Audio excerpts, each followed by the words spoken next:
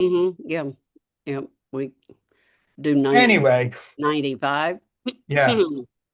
Okay, so I think we're going live here. I'm going to introduce you and make this real and And official. I am Um, unmuted now, right? you're all set. You sound great. We're Okay. good.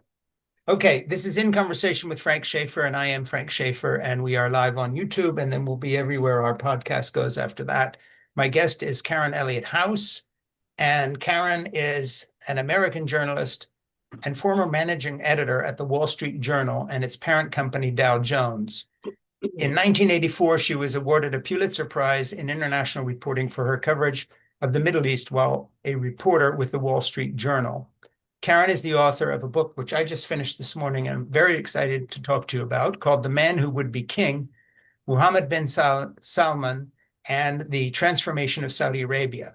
This is In Conversation with Frank Schaeffer, as I said, and I would ask you to subscribe right now on YouTube, and to my Substack. It has to be said, commentary page at frankschaeffer.substack.com.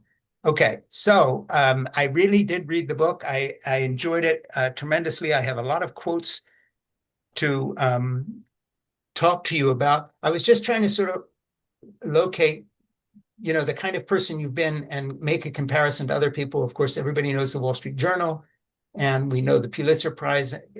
Um, Someone else who went off and met people in the Middle East who were very controversial. I remember, I think, was Oriana Fallaci, Oh, and I don't know if you ever knew her. And then Christian Anampour is another one. mhm. I don't, but there are some fabulous women journalists who have talked to people in the Middle East over the years, like you have. But I don't think anybody has the connection to Saudi Arabia that you do. Just going through your book, the number of times you've been there, the people you know. So I think I'm going to start with that. I'm going to ask you first, before we get into the book, what first got you into this relationship with the Saudi royals, but before that, just the Middle East in general, and before that, an interest in that part of the world? You could have been doing all sorts of things. You chose to do that. Let's just talk about that a minute, and then we want to dive into the book. Mhm. Well, I can't claim that journalistically I got interested in the Middle East because I went to church, but I did spend my young life and life going to church. So you read about Jerusalem, you read about Damascus, and I covered energy for the Wall Street Journal right after the Saudi oil embargo. So Sure. that put the Middle East in my mind. And then I became diplomatic correspondent for the Journal in January of 78, right after Sadat had been to Jerusalem. So the Mm, Middle East was the main, foreign sure. policy story. So I went to all of the countries that were involved: Israel, Egypt, Jordan, Syria, and Saudi Arabia. So that was my first contact in Saudi That's how Arabia. you got into it. Now, at the time, were you in the journal offices? Were you there or were you on the road? What was the physical shape of your career on the human side, where your family was, where your husband was, where your kids were? Mhm. How did that work together? And then let's talk about the book. I lived in Washington. My the beginning part of my journal career, the first 12 years, and then Yeah, moved to New York. I never lived overseas. I simply traveled constantly. And, with the Secretary of State when he went to various places, and that was, and then I was able to go on my own, which made it, if you just travel with the Secretary of State, the important people want to talk to him, not you. sure. So if you go on your own, you have a chance to make a connection with officials in a country. Yeah, well, having read the book and looking at your depth of knowledge about the Middle East and about Islam and about a lot of attendant subjects to that, the first thing I want to tell my listeners is we'd like to make this our November selection for our Has to Be Read book club, because I don't think I've read a book that is more topical, but also so well done. I mean, the depth of your world knowledge that undergirds the book, it's one of these things where you finish the book and you understand that the person writing it knows so much more than she was able to put on the page about so many subjects, because every reference you make I'll just pick one out of the air, comparing the subject of your book to Peter the Great or to Napoleon or to any of these people. I was frustrated in the sense that I wanted to talk to you about all of them too, because um, you would be someone that you just want to check things with. If I was writing about any of those people, I'd send you a draft and say, hey, am I close on this? Because you obviously have just sort of a big kind of knowledge about the world and about history. I wanted to read things from your book that I put together a little bit here that aren't in any sequence. I'm not starting at the beginning. And I pulled a couple things out as an open, and I want to just give people a flavor of the book. So I'm quoting here, a more recent young performer with similarities to MBS is Napoleon Bonaparte, a Corsican by birth. He endured taunts from the French students when he moved to France, leaving him, like MBS as a child, determined to excel. While MBS isn't a military leader like Napoleon, some who know the crown prince well see parallels between the Saudi prince and the French general. Each amassed power quickly by removing rivals. And here's another little piece from somewhere else. One purpose of this book is to unmask what shaped this powerful prince who is relentlessly and sometimes ruthlessly reshaping the Kingdom of Saudi Arabia from a rigidly religious, traditionally tribal country into a modern nation he believes will be a top 10 global economy by 2050. And another little one. In short, MBS plans to make Saudi Arabia home to the biggest and best that a vivid imagination, vaunting ambition, and boundless billions can buy. And so that's sort of a little bit of a flavor of the book drawn from different places. So I guess the first question I wanted to ask you is a little off the topic, but you must have given it some thought. You come to Saudi Arabia as a woman, and one of the things you point out is the huge changes for the status of women in Saudi Arabia. You come at various points of history where it's changed so much that you are witness to that change. You didn't just dip in now. And you also come as someone who has a profound knowledge of religion that I can sense from just reading you, both on Islam and Western religion, Christianity, and culture, and so forth. So I guess the first thing I'm going to ask you is just person to person here. With all those connections and with your knowledge of your subject, what is your impression of the overall chances of the success of two things? One, Saudi Arabia and this particular ruler. How do you think it will shake out for him?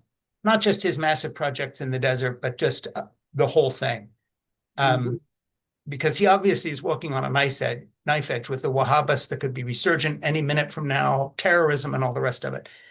And then this is a big one, and I don't want you to go further than you want to with this because it gets into controversial things. But how do you regard the place of Islam in the world as seen through the lens of this struggle with the Saudi royals having to repress their own Wahhabist fundamentalist movement?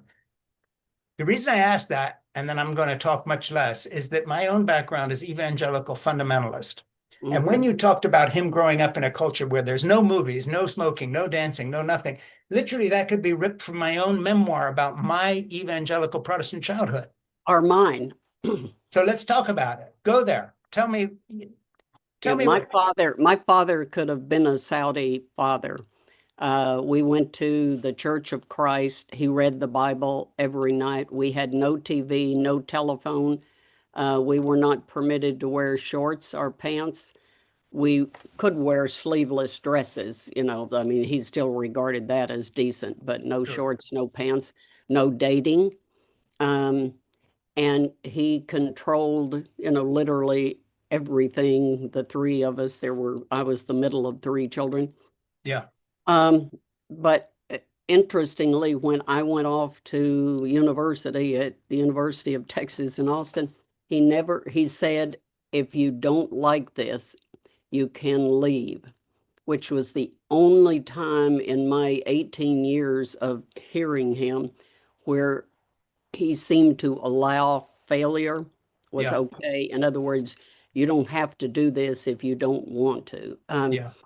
And I fell in love with the University of Texas, and being unknown on a campus of 25,000 instead of my hometown of Matador was 900 people. And as Yeah. Rosalind Carter used to say, everybody knew everything I ever did, Yeah. so it was really nice to, but I think, I am, I was interested in studying religion because after the religious crackdown in Saudi Arabia, literally every person you met gave you a Quran or Yeah. gave you a book on the Quran. And so I asked to see religious officials on the theory that they probably wouldn't because women aren't supposed to be doing anything except staying home and bearing children. But I did get to see some of the senior clerics, and that was very interesting to me because infidels, they weren't supposed to speak English, Saudis, because that's an infidel language. And Sure. yet, the daughter of one of these clerics that I went to see, she translated for us. She Mm. spoke English. So you got a sense that even for the religious, allegedly deeply religious, there were things that they didn't, they told others to do, but didn't obey themselves. Yeah. And young Saudis got onto that. And by the time I wrote my first book between 2006 and 2012, Mm. the young Saudi generation was very tired of the hypocrisy because they had the internet by then. And the Crown Prince is one of that generation, Yeah. and they saw how other people lived, and yet at home they couldn't do any of that. I mean, there Yeah. were exceptions, some people had alcohol in their houses. I don't mean there was, but mostly the religious controlled Hmm. the streets and forced people to pray.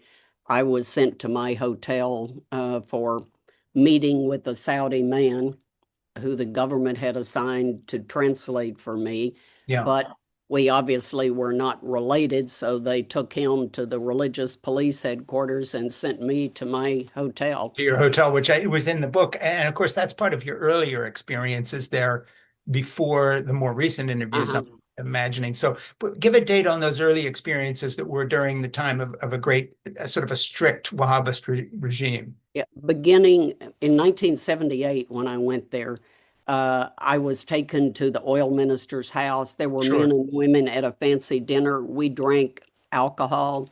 Yeah. It was normal for the elite.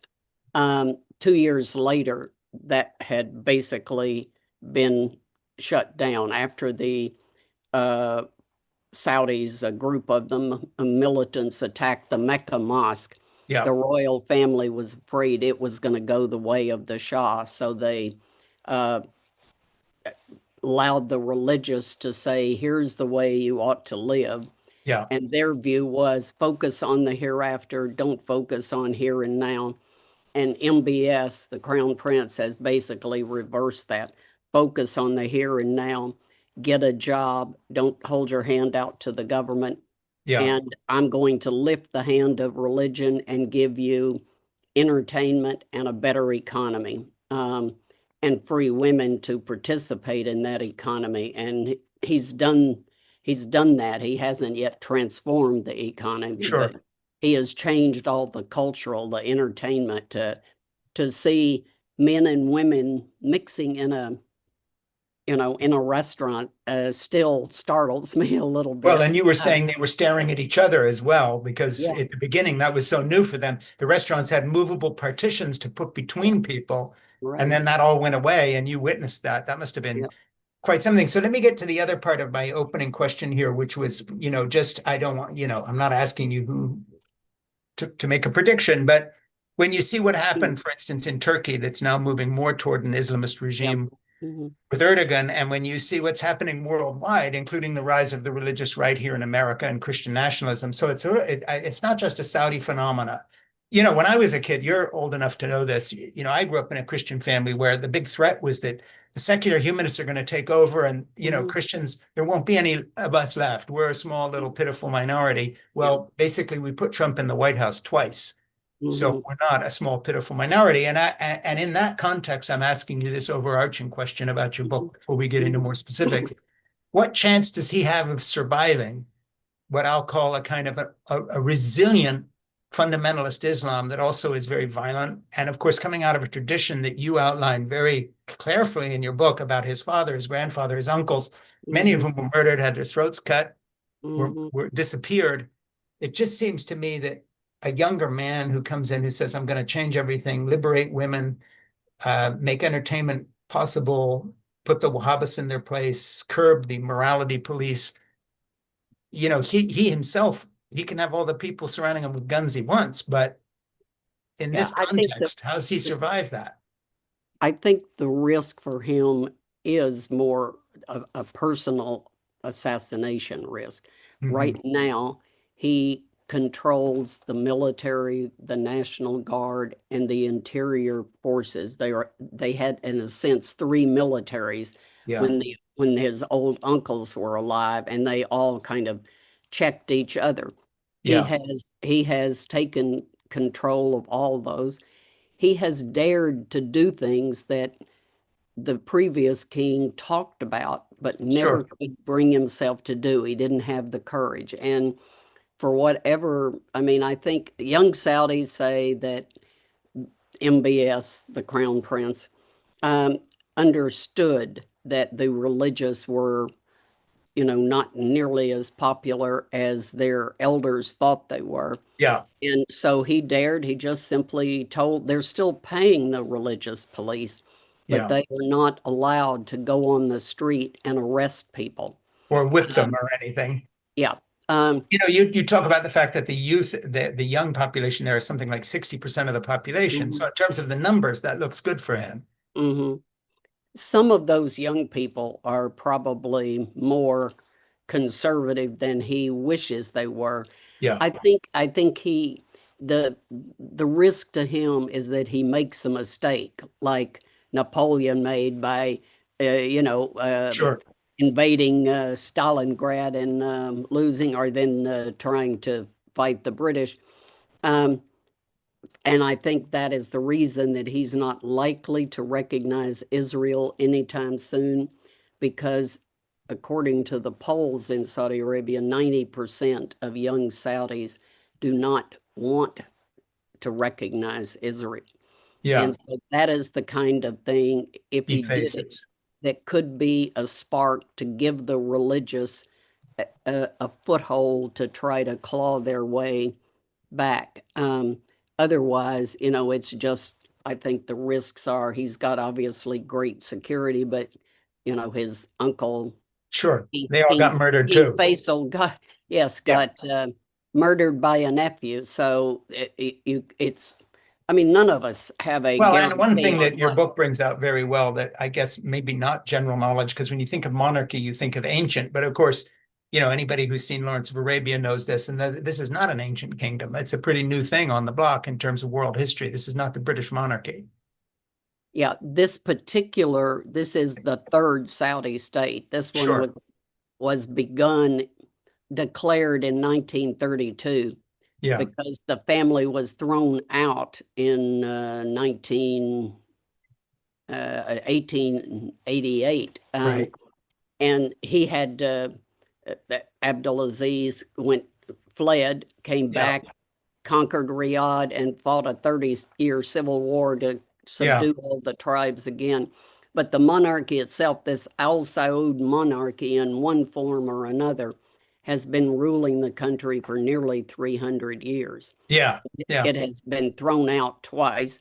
And of course, that's his number one priority, is to make sure that they aren't thrown out again.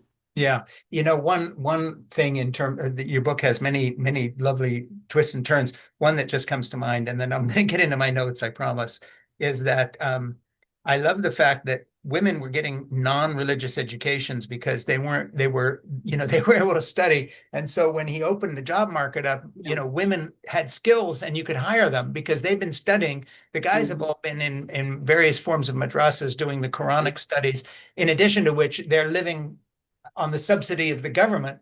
So not Mhm. only aren't they used to doing any work, there's nothing useful they can do except to recite the Quran. I mean, Mhm. to put it in the American equivalent that you and I are familiar with, it's sort of like kids who were homeschooled and then sent off to Bible school, and they get some sort of degree in New Testament something, and then try to get a job as anything else. I mean, Mhm. it's familiar with anybody raised in her. But I just love that the women are doing great, Yeah. and the men Because not so they're much. motivated. They're motivated. I Yeah, mean, we had, if you remember, Hertz and Avis, the two, and sure. Avis' slogan was "We try harder." Yeah, Women, to me, are the Avis of Saudi Arabia, the "We yeah, try harder" crowd, and they're educated. So it's not just we try harder, but we're bringing our minds and our motivation, and it it's amazing to see them in stand up in public. Women that have been teaching in girls' schools, or maybe a few working in the stock exchange or a sure. bank or something. But to see them in public presenting, I mean, I'm old enough to be one of the early women, that came along in America in the 70s when Sure. women could enter journalism and this and that. I could have never been that poised, and they just stand up and talk. Yeah. And it amazes me. I'm impressed by Yeah. Yeah. Do me a Saudi favor. I women. read your book on Kindle, so I don't have it sitting here next to me. Do you have Uh, a copy of the book handy? I do not because my son-in-law took it. I'm sorry. Hey, What? okay. Well, let's just tell people that I'm going to repeat the title a lot here because I would get you to Okay. hold it up. I'm talking to Karen Elliott House, is an American journalist and former managing editor at the Wall Street Journal and its parent company Dow. And she's won a Pulitzer Prize. But what we're here talking about today is an incredible book, The Man Who Would Be King, Mohammed bin Salman and the Transformation of Saudi Arabia. Uh, I'm so fascinated by this book on so many levels. My own religious background, a little bit of interest in Saudi Arabia anyway, and the part it plays, the Middle East, all the prophetic context I was raised in terms of Israel. We're in the middle of the Palestinian conflict. I think probably what people say about the fact that the attack on Israel was launched perhaps to curtail the Saudi overture to the Israelis. I mean, there's so many things here Yeah. that make your book current. So let me get back to my notes here so that I can do justice to the book.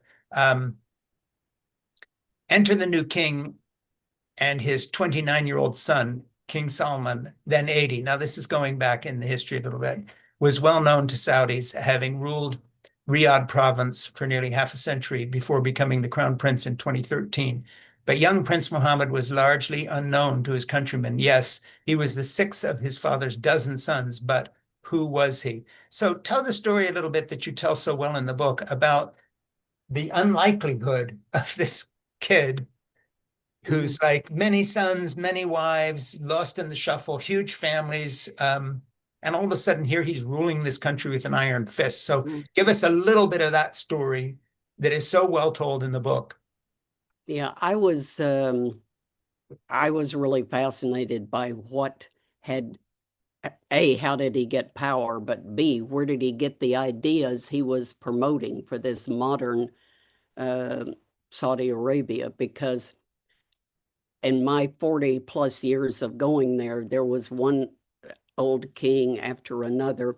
And they were basically, it was like watching a silent movie. They didn't say much or do much.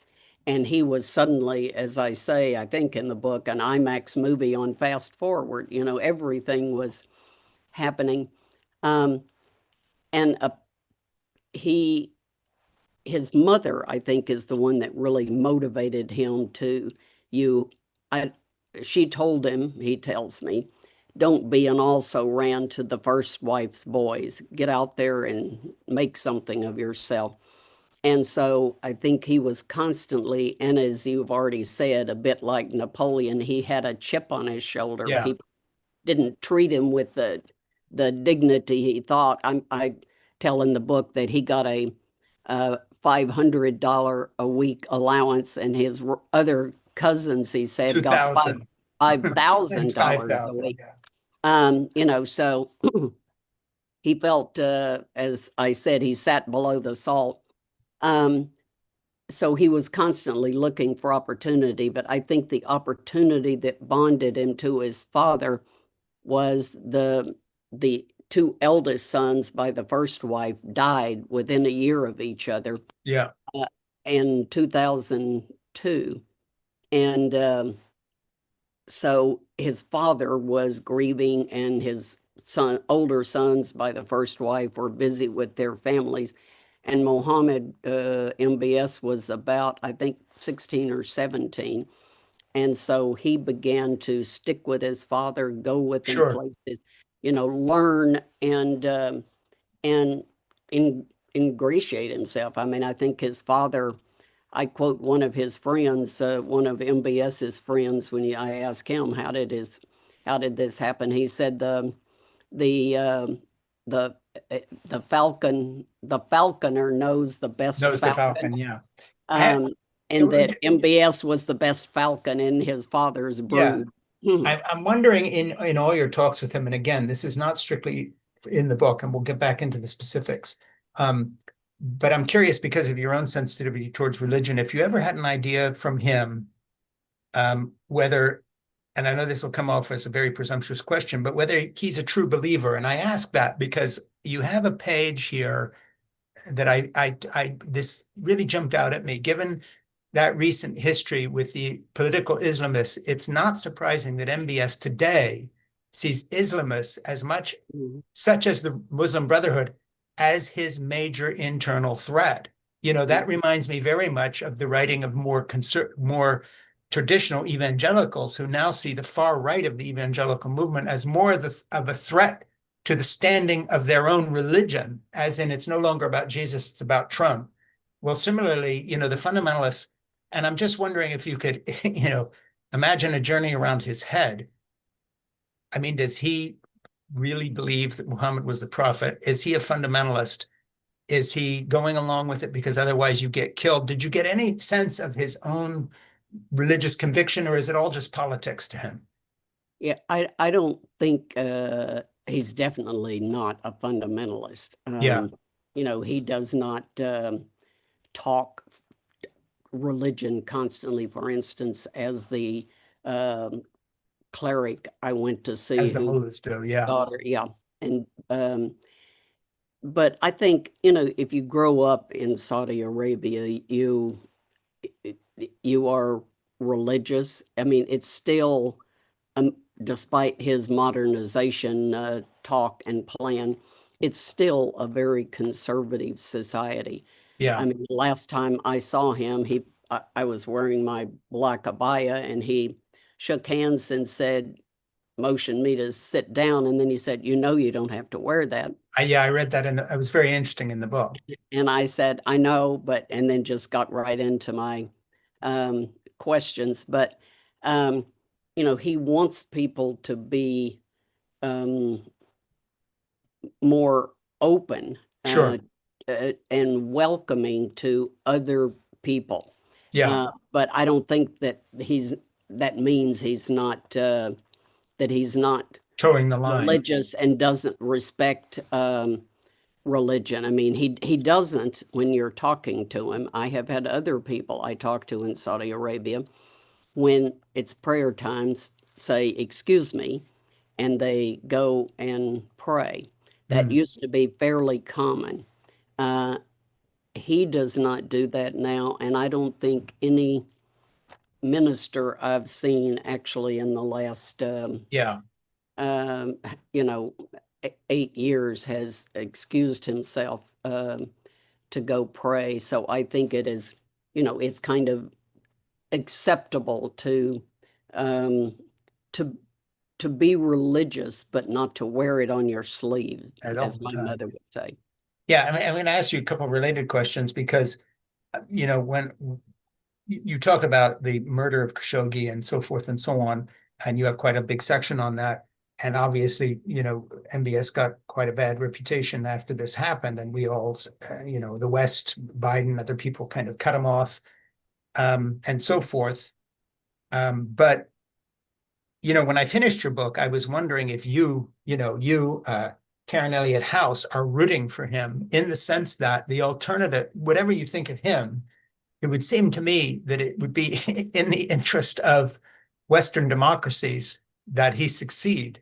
Because when you look at what's happened in Iran and you look at what's happening in Turkey, um, I can't think of any alternative to what he's doing that is good from our point of view. You know, reading something from your book here, you say Islam teaches that all Muslims must obey Allah and their earthly ruler, whose legitimacy comes from enforcement of Islamic law. So obedience is almost instinctive. Therefore, most Saudis don't long for democracy, but merely for transparency and accountability from their government. They weren't accustomed to much of either for decades. Well, at least to that degree, he seems to have fulfilled somewhat of that promise from your book. Yeah, the transparency and accountability, I think he is fulfilling more than, the previous rulers. I mean, Sure. what has gone on is he has opened the culture, music, dancing in the streets. Every restaurant now has music, and I'm hard of hearing, so I'm constantly joking. I want to bring back the religious police to shut down the music so I can Yeah. hear people, but Yeah. um, it's everywhere. Men and women mixing music, movies, uh, parks, entertainment Sure. parks where people can walk around. Um, but but the society is still uh, quite conservative, and I get emails from people that say, "Don't be so certain that everybody likes what's going on." Yeah. I don't want my wife mixing with men. But the he has, while opening culture and seeking to transform the Yeah. economy, he has shut down uh, political freedom. So Yeah. political Yeah. expression is much less than it was under the previous kings. Before. Yeah. So on that side of things, it's becoming more restrictive. You also talk about corruption a lot in there, and his included with everybody else's in the sense of what people have said about some of his deals and the way things are set up and patronage and so forth. I think the number you put in your book is that about 30%, of the economy is sort of frittered away on corrupt politics. That's the number that people used under King Abdullah. Right. There is said to be less corruption now because they do arrest people. They have a special force that looks at corruption, and some very important and powerful people. The One of his big tourist projects is in a place called Al Ula, Yeah. which has Nabatean ruins like the ones in Petra, Jordan. Yes. And the head of that was arrested and charged with corruption. I mean, people are regularly charged with corruption. Mm. One, obviously, as an outsider, you have no idea whether the corruption charges are accurate or they're political. I mean, I assume that some people are still, in this country too, Yeah. people are stupid enough to, try to do things that you would think they would be smart enough not to do. So it's not surprising that Saudis, despite all the you must not be Sure. corrupt, that I'm some still of them doing that. are. Yeah, you talk about a culture in which people can just be disappeared as well. Yeah. And this is part of the deal. Um, in terms of uh, reshaping the kingdom, you say internally has proved difficult. Perhaps uh, reshaping the Middle East and global politics is proving far more challenging. Not so long ago, MBS was on the verge of achieving his dream of diplomatic relations with Israel, allowing two nations to enhance not just Mideast security, but also create technological powerhouse and so forth. Obviously, that didn't come to pass. Now, I saw in the news the other day that the Saudis and some other people were calling for Hamas to disarm and be disbanded. So they do still have a finger in that pie. How do you see that all playing out? It seems very fluid. very violent right now. The cabinet, listening to the BBC today, the cabinet was meeting in Israel once again to discuss the total occupation of Gaza, Mhm. the total reoccupation by the military, etc. Um, that seems to be something that will be very much on MBS's mind, in that this is his neighborhood and there's no way this happens without it affecting him. So just sort of outside of the book for a minute, just bring us up to date for today. How do you see this playing? I just saw in the Wall Street Journal headlines that apparently Netanyahu has, with the cabinet, said we're going to go occupy all of Gaza.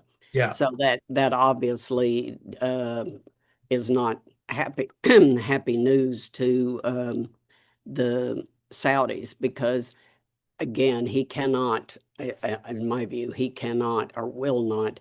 Um, he can do anything he wants to, but I think Saudis say, and I agree, it would be hazardous to his health to recognize Israel while, it is occupying Gaza and uh, starving or killing Palestinians, even though Hamas started it.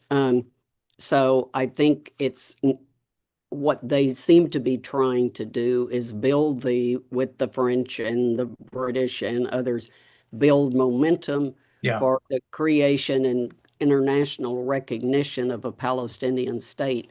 But I cannot see the Israelis doing that in No, the in the in the rest of Trump's administration. If yeah, I mean, it's been going on for 70 years and there isn't a Palestinian state. And yes, it's true the Palestinians originally rejected it, but the fact is that it hasn't occurred. So yeah. I'm a pessimist on that. I don't see the creation of a Palestinian state, and I don't think that they can just, as Trump tried to do, push the Palestinians out of Yeah, Gaza to Saudi Arabia or here or there, because they don't want to go and the other countries don't want to take them, because yeah. that's quote solving the problem without giving them a state. Well, and So then putting a very troubled population in your backyard, which is already yes, troublesome yeah, for Jordan. So, yeah, can you only imagine how that would work in Saudi Arabia? yeah, yeah. But one interesting, you have so many good pieces of this book. I mean, I love the book, I really do, and Well, thank you you. just, I just skipped through it with You're such very pleasure. kind. I love it. But here's, for instance, just things that people don't think of. MBS's strategy for taming religious extremism centered on getting clerics to debate each other, not Hmm. the Hmm. government. I love that. I mean, Hmm. there's so many insights that, the women get the jobs because they got the training and the men were all reading the Quran. He got that. So just give me an illustration of how he did that, and what did that mean when you said that? Because I love that. It was so interesting to me. Get the religious people to fight amongst themselves instead of with me. Yeah, I mean, that was his explanation that, they got the discussions going, and if the and obviously supported the more moderate, and if you couldn't convert the radical fundamentalists, then you put them in prison. Yeah, And that led to some of the fundamentalists I recount in the book. One guy who recanted his, the crown prince is right, I was wrong about religion. Um, and, they arrested people like that, a man named Salman Aouda, yeah, who was arrested back in the 90s for promotion of a more purist Islam.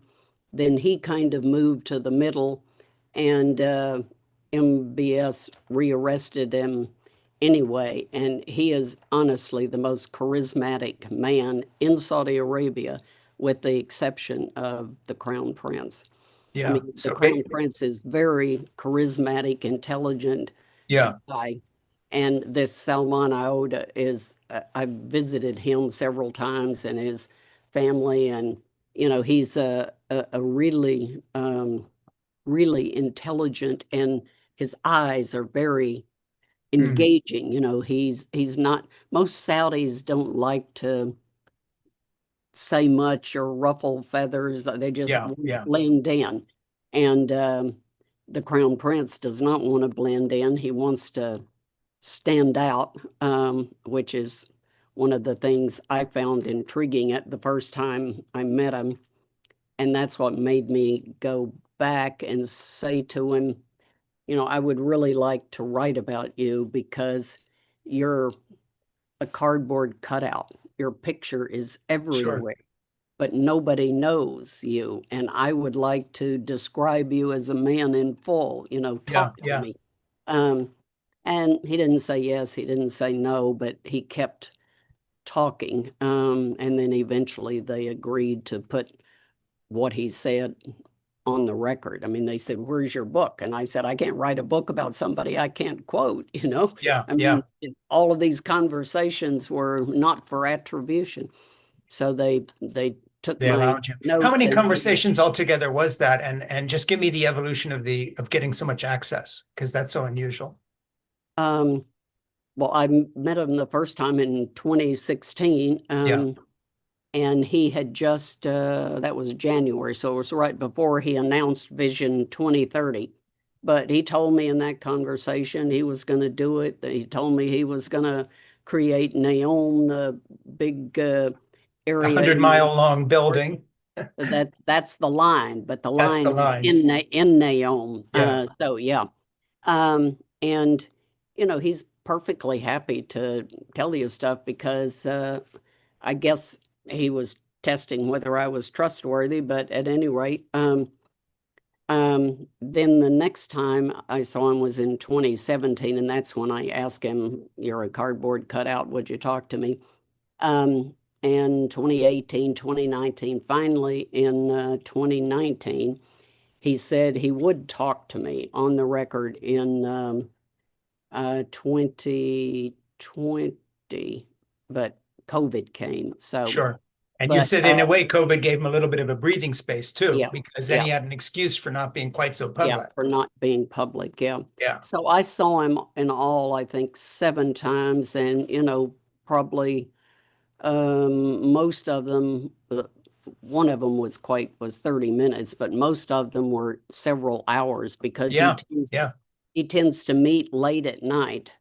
And one of them, you enter this big palace and there are people milling all around. And um, I had to wait a couple of hours.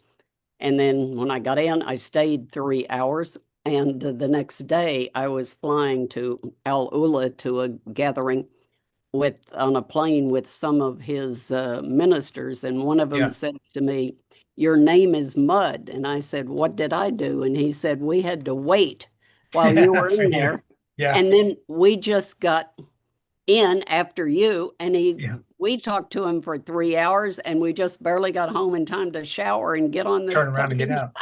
You Uh, mentioned an interesting thing in the book, a nice little detail that I didn't know, saying that it's rude in Saudi culture for them to end the meeting when you're seeing them, and so it doesn't really end until you're done. So how did you do that? How did you know when he was kind of done with you? Because it's up to you to say okay, which is such an interesting I reversal. mean, they would end if you, but it's all a part of hospitality, Yeah, of the course. Arabic coffee and being hospitable. And so Yeah, you don't sort of do what Zbig Brzezinski used to do when I was covering him. You yeah, would talk to him and he would literally, his secretary would come in and say, yeah. "You have a phone call," and he'd go like that at her. And then 5 minutes later, he would stand up and that was That it. was the end of it. Sure. Um, but yeah, he didn't. I think I just sort of judge. I mean, I feel like I wait a long time to get in, so I have to make the best Make use the of best the of it. time Sure. Well, because you did. you don't know if you're ever going to get in again. So Yeah. um, and I waited once 5 hours to see him To do that. Well, from. we're all the beneficiaries because you certainly laid it out in the book in a way that I haven't read about any personage of that level. I've read some books about the British royals and other people. I think your access, but also your perception and then your knowledge of history and religion somehow. And plus he must just like you, because if you and he hadn't hit it off at all, you're not getting the second meeting. So, your own character, likable character, obviously carried the day. Speaking of which, on the I personal think he side, liked the fact that I knew something about the country, yeah, because yeah. most m- and had invested a lot of time in it. Well, if you were Um, hanging around with Zbigniew Brzezinski and the like, you and obviously reading and traveling and everything else, you would be one of those few Americans that actually, could make a connection between Peter the Great and him. I mean, you have some world knowledge. But I have a question on that front, and that is, the first thing I would want to know if I had written that book as well, what does the prince think of it, and what does the Saudi regime think of me today? yeah, I do not know.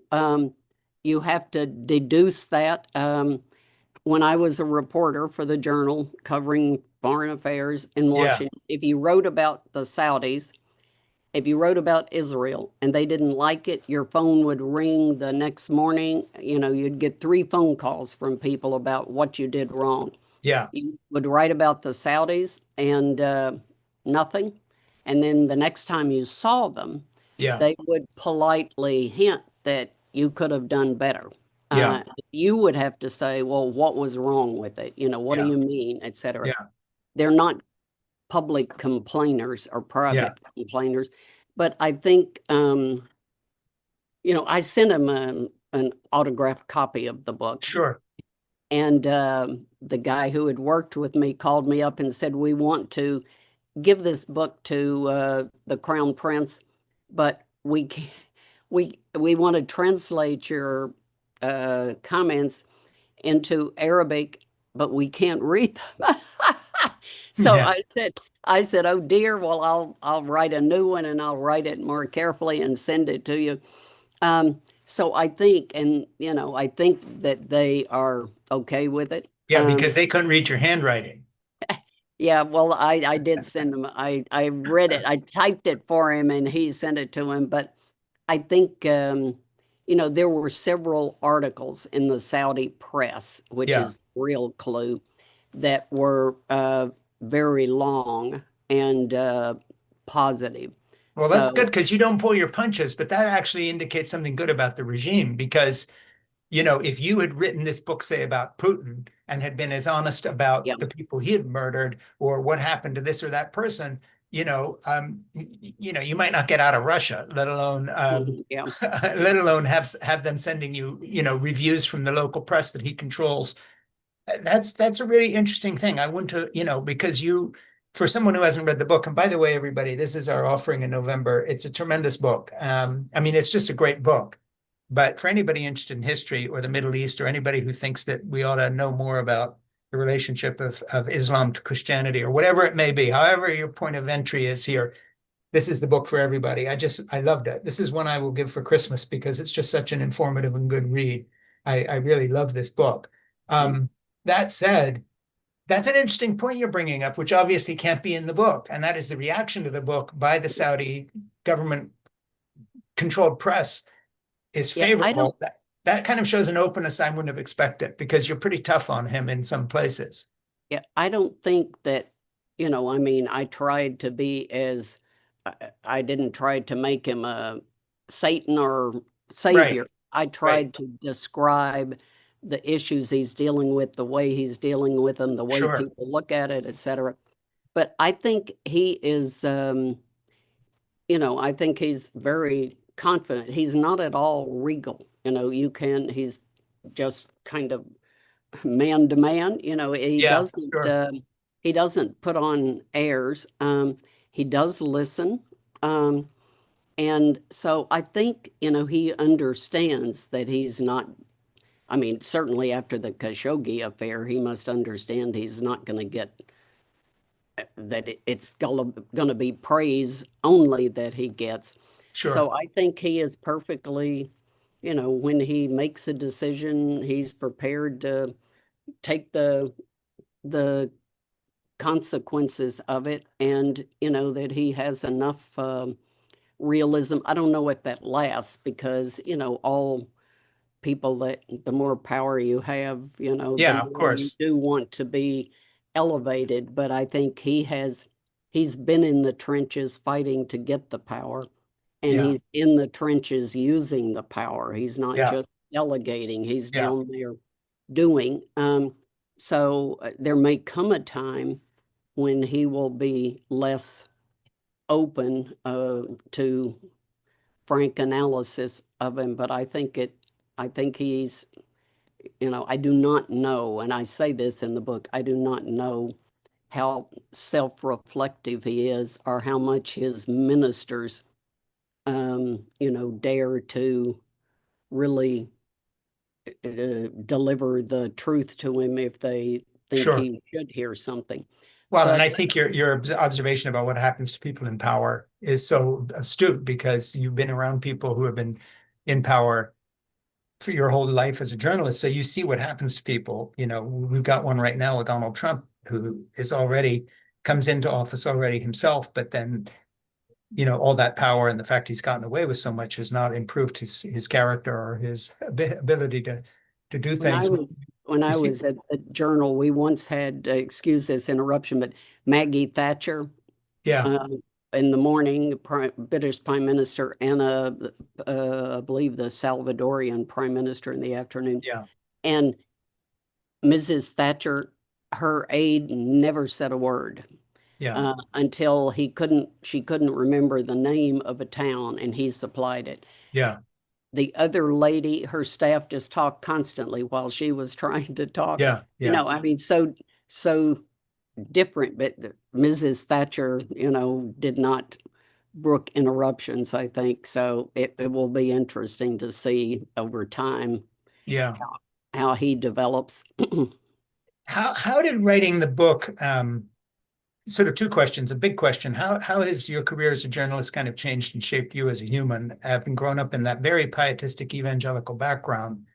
I'm interested in your own journey. And then specifically, how has this close relationship with the Saudi regime, which guards Mecca, so it's all about religion all the way down again. And your book is inexplicable without that. And so is your life, by the way, from what you said about your Mhm, childhood. mhm. I'm just so interested in who you are and how the process of being who you are has changed you and shaped you, and then how this book has changed and shaped you, because obviously, um, it raises huge philosophical questions about who are we and what's the meaning to life and why am I here and all the rest of it. There's no way you get this close to that serious a subject. I mean, you're talking to a guy who has people killed, and his biggest enemies are, religious people who are fanatics.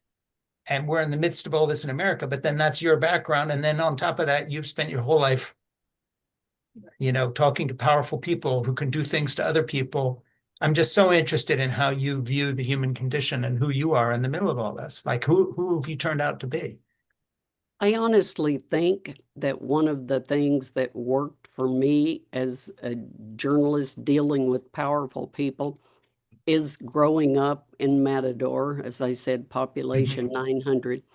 Everybody was equal. I mean, Yeah, the mayor was just the owner of the Matador Tribune where I sure. worked. So you didn't have this reverence for titles.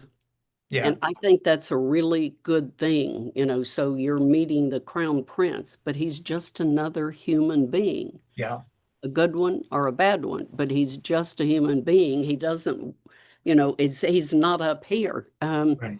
And I really think that's important to not go around with awe of titles. Yeah, Uh, yeah. and that's something I think also that my father drilled into us. Nobody's any better than you Mhm. unless they're more moral than you. Yeah, So you're as good as anybody. So behave, yeah, behave, he used to say. Um, and that, if everybody else is doing it, it's almost certainly wrong. yeah. So don't do what everyone else is doing. Chart your own course. Be independent. Mhm. Be good. So, I mean, I think, from Matador through the University of Texas to the Dallas Morning News, Mm, and then the Wall Street Journal in 1974 to 2006. The journal allowed us to come up with stories we wanted to pursue them. And the whole point was just seek truth from facts. mm, You're not here to build up anybody or tear down anybody, just get the facts. And I think, I mean, I'm really grateful to my father and the journal for that kind of teaching, if you mm. will.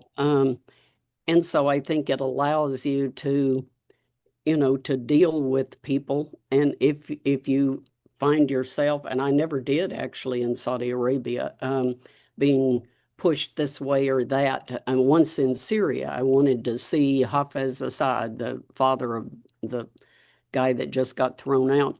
Yeah, And they said to me, "Well, what are you going to write?" And I said, "I don't know what I'm going to write till I talk to him. It depends yeah, on what he says." But they wanted you to say, "Oh, yes, sure. I'm going to." And you realize that you can't do that. You can't sell yourself to Yeah, get an interview because you'll never have any credibility afterwards if you just write all of this, you know, positive drivel. yeah. So, Yeah, I you mean, talk in your book, you have a line that sort of sums up all these regimes you're talking about that stuck in my head, but I'm going to read it so I don't mess it up. mhm, Despots deal in death. They say or sincerely believe they are protecting themselves or their country. Peter the Great, the Tsar, who forcibly wrenched Russia backwardness to European modernization, et cetera, et cetera. So, you know, I just had my 73rd birthday, and I've got five grandchildren and three grown children. Three of my grandkids live across the street from me. They are the kids of my son, who was a Marine who fought in Afghanistan at the beginning of that war, then went to the University of Chicago and so forth. So mhm, my own life has been touched by some of these crises, but mhm, I find that one of the things that I can do as a bit of an older person, and I think your book, one thing I love about your book is the tone of this is just business here. We've seen all this happen before in history, Peter the Great, Napoleon, and so forth. I think younger people panic because it's always the mhm, first time out. And I love the sense of history and proportion in your book. In other words, you do what grandparents can do, and that is, hey, mhm. the human race survived this kind of thing Yeah, before. yeah, There have been despots and nations and wars and whole populations murdered and so on. We will get to the other side of this. So I yeah. just have a philosophical question to sort of wrap this up with. Not are you a pessimist or an optimist, but you are part of world history. You're documenting sections of it for the journal and now again in this terrific book. How do you view us as a nation, us Americans, because you've seen us through the eyes of other people as well, which is a very good sort of way to Mhm, see it. I guess the way I put this to you, Karen, where are we at? Like, we seem to be in a crisis. Is it a mhm. crisis? Are we going to come out the other side? How do you see where we're at right now in American history? I do think we will come out the other side. If you remember in the 1980s, Yeah, the guy, the professor at Yale, wrote Rise and Decline of Empire, Paul, whoever. Anyway, the idea was that America is washed up and sure. Japan was number one, and now it's China. And I wrote a series for the Wall Street Journal to answer that question. Are we a washed up country? And I spent Yeah, 150 days going around the world talking to people and wrote a 5-part series that said, we're not. We're still number one. We have the ability to innovate yeah, and self renewal, et cetera. And I still think the system is better than sure. anything else. It does worry me some that we seem to be tearing ourselves apart. but that happened before too. I was on college campus, during the Vietnam War, Yeah, and we were supposedly in the weathermen and all of those murderous sure. things. And we came through it with Ronald Reagan and Morning in America. So I believe that if we will simply have a little sense of history, Yeah, and that's the problem, as you say, most young people don't have any sense of yeah, history. Going, oh my God. But and I love history, and that's why I read only. I haven't read a novel in 25 years. yeah. You and me too, mostly. Yeah. So I mean, I think we will get. I think we will get through it. That this too shall pass. Yeah, and that's sort of my feeling as well. And I hope that Good. I hope we're correct because I feel the same thing. I grew up in Switzerland, moved here in 1980 with my wife Hmm. as an adult, and I have a great appreciation for the United States of America. And having had a son who's a Marine, and written a book together about that, so that's where I come from. But I think philosophically speaking, the one thing that actually worries me more that's happening Hmm. right now in America than Donald Trump or politics or divisiveness is the level of despair you feel when you read articles by Jean Twenge, for instance, telling me that, you know, younger people are so pessimistic, they're not dating, they're not getting married, they're not having children, they're not having families. And then people wait to the cusp of infertility to have a child anyway, if one. I see the kind of lack of human relationships and the grounding in what I'll call the blessedness of the ordinary Hmm. as the biggest threat to Yeah. us, more than politics. I don't know how you feel about that. Yeah. No, I think that's extremely well put. I have 4 years on you, so I'm a more Yeah, senior than you. yeah, Um, but I share that, and I'm happy to hear. If I think I heard you right, that you too think we will get through this. I do. But your big concern is there was a story in the journal the other day about people not reproducing, that we're simply Sure. um, the species is going to disappear if people Right. don't take a different view about and be less pessimistic or depressed about Yeah, life. I mean, young people know no history. It's I truly know. a tragedy. And they don't have much of a personal history when it comes to examples of people who have made their lives work in areas that actually, count. I mean, Hmm. and it seems to me that that's important. I think we're going to get past it, but I think we're only going to do that if we can pitch what I'll call the best parts of life for what they really are, rather than have babies because we need a population, or Right, you can balance this with your career if there's enough government funding of childcare. right, That's not the right. point. The point is, love and connection and all these Yeah, things are important, not because of what they do for us, but because they are the things that make everything else mean anything. yes. I Yeah, mean, that's my feeling. I have four children, one stepdaughter and three adopted children, Yeah, and six grandchildren. yeah, And it is it's the only thing that is really um, moves you. I mean, it's yeah, fun to write a book, it's fun to sure. report. I love learning, but there's nothing like talking to your kids and grandkids and going out on the boat with them. And, it's why Yeah, you exist. And it seems to yeah, me if you don't have any of that, if all you have is a book you've written, that it's a yeah, pretty empty life, yeah. And you basically finding joy in life, and people say sort of what's the mean? And that's where I think America needs to do some bouncing back. And I find, for instance, in our little podcast here, when I talk to authors who share that sensibility, I'm always cheered by that because know. because you know you, that's kind of where the big fight is. Hmm. Anyway, how what else are you doing on the book? It's come out what in July, wasn't it? July the 8th, yeah.